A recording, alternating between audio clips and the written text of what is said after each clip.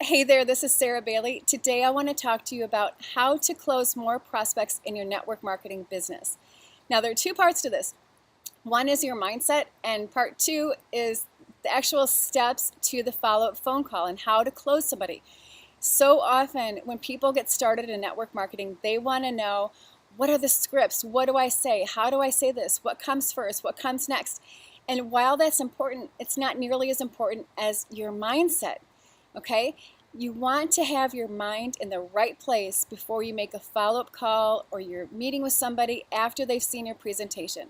So, what's the right mindset? You want to have purpose-driven prospecting. What I mean by that is that you have some purpose behind what you're doing in building your business. People want to join people who are on a mission. They want to join a movement. So see if you can get clear about that. Maybe it's to make a little bit of extra money, but maybe you have a bigger purpose. Maybe you have a charitable group that you're looking to donate to and you need to raise funds for that, and you're looking for the right people to join you to raise money for the charity. Maybe it's for your family. Maybe you want to be a stay-at-home parent and be with your kids full-time at home. That's a big passion of mine. And maybe your passion is something else. Maybe you're trying to raise money so you can travel the world, or find out what your passion is and get clear on that, and do this every single time before you start your calls, whether they're the new prospecting calls or your follow-up calls. People also want to join people who know where they're going and also who have a sense of urgency. So you want to have some urgency about building your business.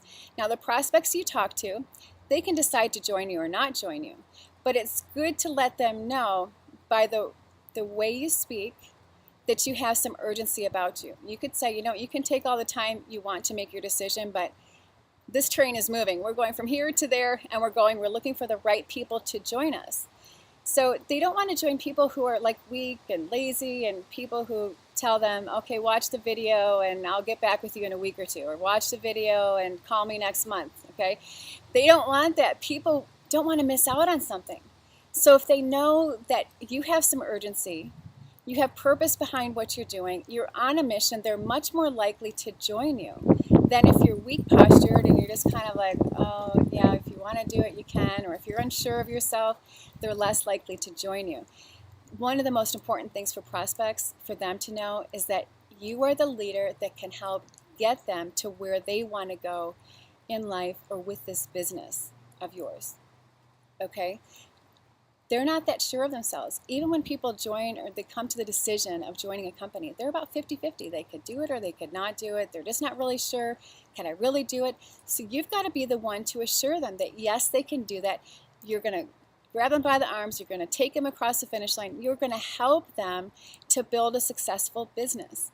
Okay, so you want to have that strong posture. It's so critical. It's so important. It's why a lot of people are not able to recruit, because they don't have that posture, that mindset, that purpose-driven prospecting, the urgency. You want to have all that. So make sure your mind is right before you follow up with people. Now, the second part of this is, what steps do you take? What's the script? Okay, so this is more of the how-to. There are 4 simple steps to following up with somebody. I've done another blog post on this and another video, so I will provide the links to those below. Okay, but basically, the quick overview of that, 4 steps. Number 1, build rapport. You want to continue to build your connection with your prospect from your first conversation with them. Even if you just spoke to them a half an hour ago and you sent them to the video and you're calling them right back, you want to continue to build that connection, because people are joining people more than they are joining a company. They're more likely to join your company and you because of you than because of the company. So you want to continue to build that connection. So you could ask them, if it's a lead, if you've never talked to them before and they live, let's say, somewhere in Houston. So you can build rapport this way. I forgot to ask you. You live in Houston. Is that your favorite city in the world? If you could live anywhere in the world, would you still pick Houston? And you'll get into a good conversation with them about that.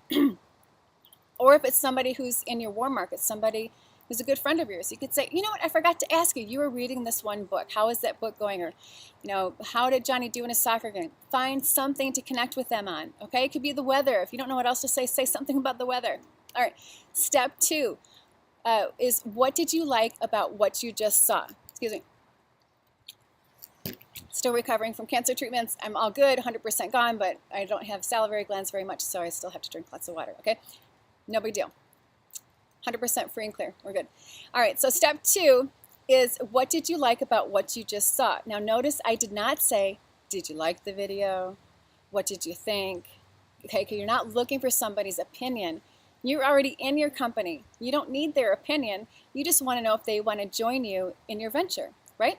So ask them what they liked. It gets them in the yes mood. It gets them positive thinking, and that's what you want, and that's what's going to help them the most. So let's say they like the products. Great, awesome. What else did you like? Or you could dig a little deeper. What else grabbed your attention? Okay, so you want to do that. You want to ask 2 or 3 times what they liked about what they saw.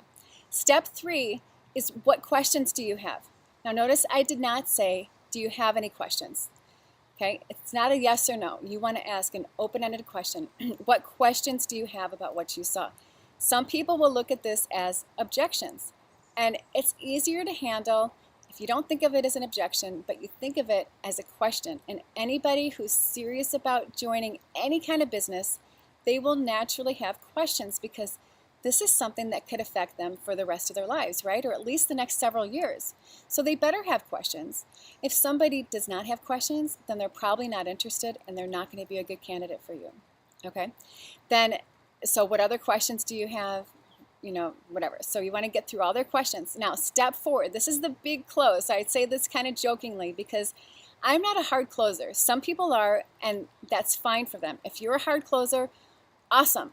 Use what works for you. Some people will say, so, you ready to get started on your business today? Or, so, where should we send your checks to? Something like that. I'm not like that. Okay? If you want to do that, that's fine. I take a softer approach. Based on the discussion that we had just had for steps 1 through 3, if I feel good about them and they're excited and I feel like they're going to join, which happens, okay, that's what you're looking for. My big close is 2 words. Welcome aboard. That's it. Welcome aboard. Then you follow up with, I'm so excited, and then you come up with something to say after that. I'm so excited for you to join our business. I cannot wait to help you earn that $5,000 a month you just told me you wanted to earn. I'm so excited to have you join our team. I can't wait for you to meet my business partner. Her name is such and such, or whatever it is, but find a reason why you're excited to have them on your team, and then say that to them, and that's going to help build them up. Because when people are coming to that decision, the prospects are coming to the close, do I do this or do I not? They're about 50-50. Even the best people are still 50-50. So what they need from you is to show them that, yes, you're the leader who can help them get to where they want to go in their business. And even if you're brand new, sorry, I got a bug in my eye. Even if you're new, you can still lean on your upline business partners or senior business partners to help you, okay? So you want to reassure them, like, look, so excited to help you get started. Can't wait to help you do this, okay? You got to get them over that finish line and let them know you're the leader that can help them to get where they want to go in business. I know I keep repeating myself, but it's really, really important, okay? Just give them some reassurance and it'll be good, all right? So I want to hear your comments below. Reach out to me. You can give me a phone call if you want. Reach out to me on my blog or through Facebook. My blog is at sarahdbailey.com. Some of you are finding me there already. Or on YouTube is Sarah Bailey Marketing. And on Facebook, you can find me at Sarah Dickinson Bailey. Hope you guys have an awesome day. We'll see you soon.